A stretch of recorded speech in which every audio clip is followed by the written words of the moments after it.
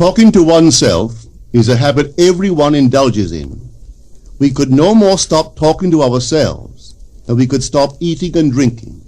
All that we can do is control the nature and the direction of our inner conversations. Most of us are totally unaware of the fact that our inner conversations are the causes of the circumstances of our life.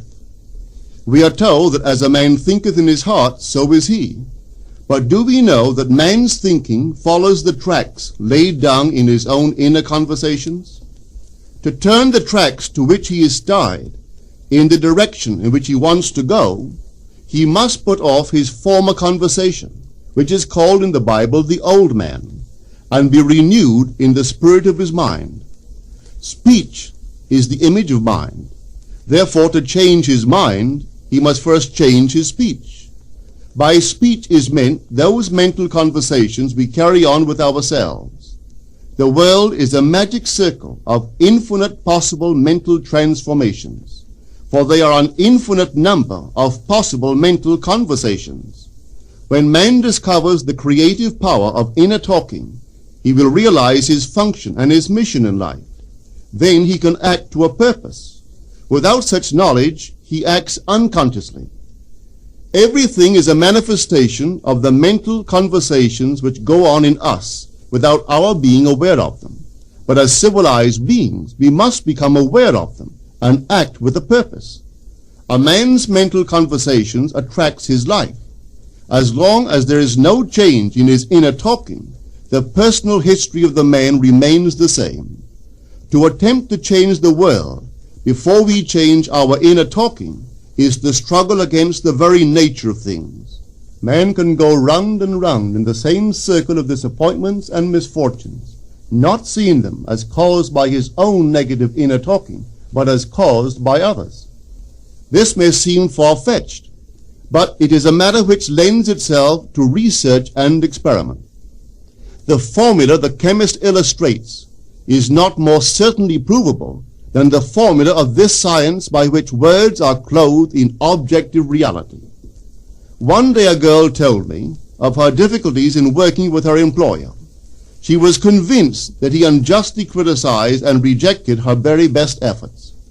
Upon hearing her story, I explained that if she thought him unfair, it was a sure sign that she herself was in need of a new conversation piece. There was no doubt but that she was mentally arguing with her employer, for others only echo that which we whisper to them in secret. She confessed that she argued with him mentally all day long. When she realized what she had been doing, she agreed to change her inner conversations with her employer. She imagined that he had congratulated her on her fine work, and that she, in turn, had thanked him for his praise and kindness. To her great delight, she soon discovered that her own attitude was the cause of all that befell her. The behavior of her employer reversed itself. It echoed, as it had always done, her mental conversations with him. I rarely see a person alone without wondering to what conversation piece is he tied. On what mysterious track is he walking? We must begin to take life consciously, for the solution of all problems lies just in this. The second man, the Lord from heaven in all of us, is trying to become self-conscious in the body, that he may be about his Father's business. What are his labors?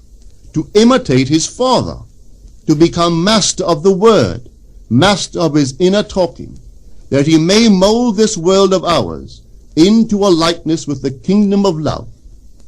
The prophet said, "Be ye imitators of God as dear children." How would I imitate God? Well, we are told that God calls things that are not seen as though they were seen, and the unseen become seen. This is the way the girl called forth praise and kindness from her employer. She carried on an imaginary conversation with her employer from the premise that he had praised her work, and he did. Our inner conversations represent in various ways the world we live in. Our individual worlds are self-revelations of our own inner speech. We are told that every idle word that men shall speak, they shall give account thereof. For by their words they shall be justified, and by their words they shall be condemned. We abandon ourselves to negative inner talking, yet expect to retain command of life. Our present mental conversations do not recede into the past as man believes. They advance into the future to confront us as wasted or invested words. My word, said the prophet, shall not return unto me void, but it shall accomplish that which I please, and it shall prosper in all the things whereto I sent it.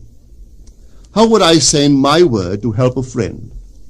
I would imagine that I am hearing his voice, that he is physically present, that my hand is on him. I would then congratulate him on his good fortune, tell him that I have never seen him look better. I would listen as though I heard him.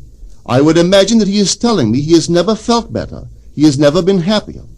And I would know that in this loving, knowing communion with another, a communion populous with loving thoughts and feelings, that my word was sent, and it shall not return unto me void, but it shall prosper in the thing whereto I sent it. Now is the accepted time. Now is the day of salvation. It is only what is done now that counts, even though its effects may not be visible until tomorrow. We call not aloud, but by an inner effort of intense attention. To listen attentively, as though you heard, is to create. The events and relationships of life are your word made visible. Most of us rob others of their willingness and their ability to be kind and generous by our fixed attitudes towards them. Our attitudes unfold within us in the form of mental conversations. Inner talking from premises of fulfilled desire is the way to consciously create circumstances. Our inner conversations are perpetually outpictured all round us in happenings. Therefore, what we desire to see and hear without, we must see and hear within, for the whole manifested world goes to show us what use we have made of the word. If you practice this art of controlled inner speaking, you too will know what a thrill it is to be able to say, and now I have told you before it come to pass, that when it is come to pass, ye might believe.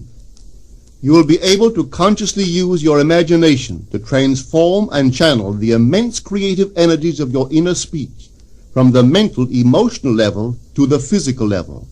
And I do not know what limits, if any, there are to such a process. What is your aim? Does your inner talking match it? It must, you know. If you would realize your aim, or as the prophet asked, can two walk together except they be agreed? And of course the answer is no, they cannot. The two who must agree are your inner conversation and the state desired. That is, what you desire to see and hear without, you must see and hear within. Every stage of man's progress is made by the conscious exercise of his imagination, matching his inner speech to his fulfilled desire. As we control our inner talking, matching it to our fulfilled desires, we can lay aside all other processes. Then we simply act by clear imagination and intention. We imagine the wish fulfilled and carry on mental conversations from that premise. The right inner speech is the speech that would be yours were you to realize your ideal. In other words, it is the speech of fulfilled desire.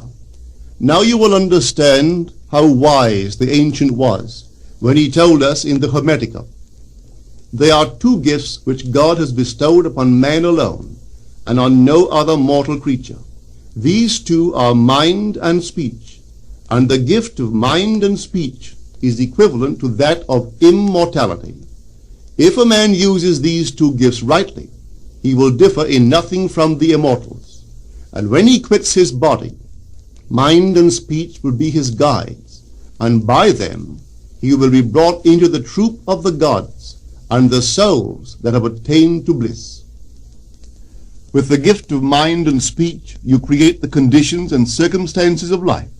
In the beginning was the Word, and the Word was with God, and the Word was God. The Word, said Hermes, is Son, and mind is Father of the Word. They are not separate one from the other, for life is the union of word and mind. You and your inner talking or word are one. If your mind is one with your inner conversation, then to be transformed in mind is to be transformed in conversation. It was a flash of the deepest insight that taught Paul to write, "Put off the former conversation, the old man, which is corrupt, and be renewed in the spirit of your mind. Put on the new man." Put on the new man and be renewed in the spirit of your mind is to change your inner conversation, for speech and mind are one. A change of speech is a change of mind. The prophet Samuel said, "The Lord spake by me, and his word was in my tongue." If the Lord's word was in the prophet's tongue, then the Lord's mouth that uttered the word must be the prophet's mind. For inner conversations originate in the mind and produce little tiny speech movements in the tongue.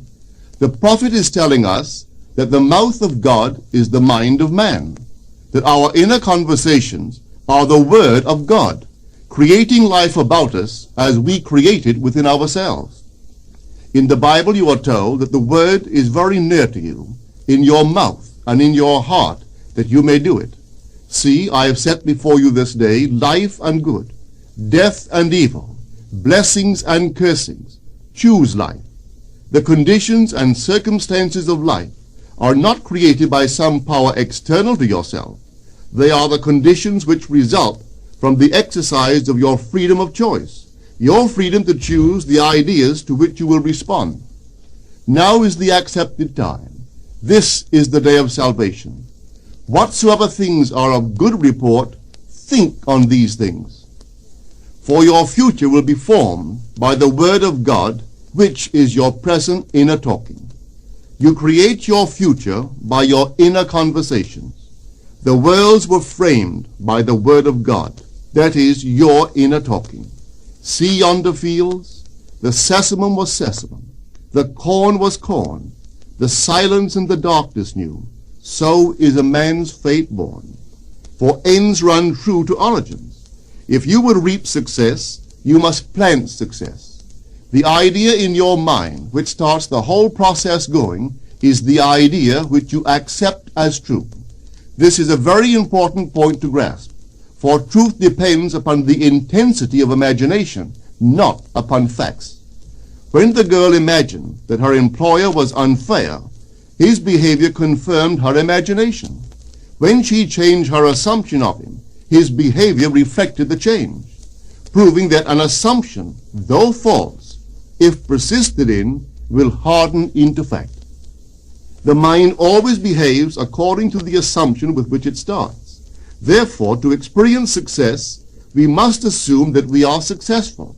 We must live wholly on the level of the imagination itself, and it must be consciously and deliberately undertaken. It does not matter if, at the present moment, external facts deny the truth of your assumption. If you persist in your assumption, it will become a fact. Signs follow, they do not precede. To assume a new concept of yourself is to that extent to change your inner talking or word of God, and is therefore putting on the new man. Our inner talking, though unheard by others, is more productive of future conditions than all the audible promises and threats of men. Your ideal is waiting to be incarnated, but unless you yourself offer it human parentage, it is incapable of birth. You must define the person you wish to be, and then assume the feeling of your wish fulfilled, in faith that that assumption will find expression through you. The true test of religion is in its use, but men have made it a thing to defend. It is to you that the words are spoken. Blessed is she that believed, for there shall be an accomplishment of those things which are spoken unto her from the Lord. Test it, try it. Conceive yourself to be one that you want to be, and remain faithful to that conception. For life here is only a training ground for image making. Try it and see if life will not shape itself on the model of your imagination. Everything in the world bears witness of the use or misuse of man's inner talking. Negative inner talking, particularly evil and envious inner talking, are the breeding ground of the future battlefields and penitentiaries of the world. Through habit, man has developed a secret affection for these negative inner conversations. Through them he justifies failure, criticizes his neighbors, gloats over the distress of others, and in general pours out his venom on all. Such misuse of the word perpetuates the violence of the world. The transformation of self requires that we meditate on a given phrase, a phrase which implies that our ideal is realized, and inwardly affirm it over and over and over again until we are inwardly affected by its implication, until we are possessed by it. Hold fast to your noble inner convictions or conversations. Nothing can take them from you but yourself. Nothing can stop them from becoming objective facts. All things are generated out of your imagination by the Word of God, which is your own inner conversation. And every imagination reaps its own words which it has inwardly spoken. The great secret of success is a controlled inner conversation from premises of fulfilled desire. The only price you pay for success is the giving up of your former conversation, which belongs to the old man, the unsuccessful man. The time is ripe for many of us to take conscious charge in creating heaven on earth. To consciously and voluntarily use our imagination to inwardly hear and say only that which is in harmony with our ideal is actively bringing heaven to earth. Every time we exercise our imagination lovingly on behalf of another, we are literally mediating God to that one. Always use your imagination masterfully, as a participant, not an onlooker. In using your imagination to transform energy from the mental, emotional level to the physical level, extend your senses. Look and imagine that you are seeing what you want to see, that you are hearing what you want to hear, and touching what you want to touch. Become intensely aware of doing so. Give your imaginary state all the tones and feeling of reality. Keep on doing so until you arouse within yourself the mood of accomplishment and the feeling of relief.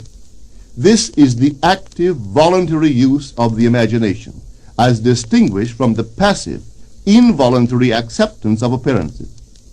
It is by this active, voluntary use of the imagination that the second man, the Lord from heaven, is awakened in man. Men call imagination a plaything, the dream faculty, but actually it is the very gateway of reality. Imagination is the way to the state desired. It is the truth of the state desired, and the life of that state desired. Could you realize this fully, then would you know that what you do in your imagination is the only important thing. Within the circle of our imagination, the whole drama of life is being enacted over and over again. Through the bold and active use of the imagination, we can stretch out our hand and touch a friend 10,000 miles away and bring health and wealth to the parched lips of his being. It is the way to everything in the world. How else could we function beyond our fleshly limitations? But imagination demands of us a fuller living of our dreams in the present. Through the portals of the present, the whole of time must pass. Imagine elsewhere as here, and then as now. Try it and see. You can always tell if you've succeeded in making the future dream a present fact by observing your inner talking. If you are inwardly saying what you would audibly say, were you physically present and physically moving about in that place, then you have succeeded. And you could prophesy from these inner conversations and from the moods which they awaken within you what your future will be. For one power alone makes a prophet, imagination, the divine vision. All that we meet is our word made visible, and what we do not now comprehend is related by affinity to the unrecognized forces of our own inner conversations and the moods which they arouse within us. If we do not like what is happening to us, It is a sure sign that we are in need of a change of mental diet. For man, we are told, lives not by bread alone, but by every word that proceeds from the mouth of God. And having discovered the mouth of God to be the mind of man, a mind which lives on words or inner talking, we should feed into our minds only loving, noble thoughts. For with words or inner talking we build our world.